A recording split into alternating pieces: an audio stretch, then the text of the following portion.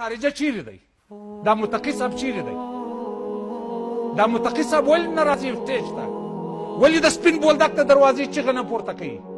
ولې د تورخم د دروازې چیغه نه پورته کوي؟ ولې د ایران سره چیغه نه پورته کوي؟ دا اوس څنګه حکومت دی؟ دا اوس څنګه مشرتابه دي؟ موږ اشرف غني باندې هم دغه نارې کولې.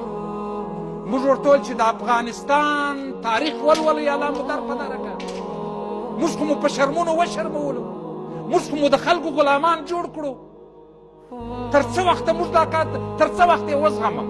د یو مسلمان افغان پایسې تر څه وخت زه به هره پلا دغه ډول وم. علیزی صاحبه پوښتنې راڅه کوي، پاکستان ولې داسې کوي، ایران ولې داسې کوي، امریکا ولې داسې کوي، ازبکستان ولې داسې کوي، تاجکستان ولې داسې کوي، روس ولې داسې نوش جان دي سي خود یې کوي، په تا باندې بریک نه نیسي، په تا باندې سترګه نه ډکېږي. ته ورکه یو ګزار لکه شهید داود خان چې ورکړی و، ته ورکه هر رقم گزار زما په وسه پوره دی. د افغانانو نه دی 42 ملکه ناټو دي پر زنګنو کړه.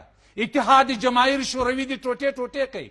د میرویس خان نیمه نیم اسپان یې ونیوی. دغه اوسنی پاکستان دغه د امپراتور احمدشاه بابا د کومې ځای را شروع کړله؟ دلته مسله چیرې ده؟ زه که یوه ګوته جناب علیزی صاحب بل چاته نیسمه، 4 ګوتې ماته متوجه دي. تر څو چې زه ځان اصلاح نه کړم زه سیال جوړېدلی سم؟ زه ولې دغه شپ شپ وایم؟ ولې راځئ شفتالو سره ووایو. وایي چې ترهګر نه تشویش لري، ترهګر دا ګوره ته دا ترهګر مه سوروه. د افغانستان خاوره په تاریخ کې پاکستان و ایران ته مه شوه، دا خو جوړ شوي هېوادونه دي، د بل چا جوړ دي. دا د افغانستان هیڅ حکومت د افغانستان خاوره د هیڅ چا په ضد باندې نه استعمال کړې و، نه استعمال کړې ده، نه چاته اجازه ورکړې ده، او نه به یې اوس وکړي. که تا سوال وکړئ چې ولې اسامه بن لادن لوی ملا صاحب دلته پرې نه شوی؟ او دا د افغانانو غیرت دی.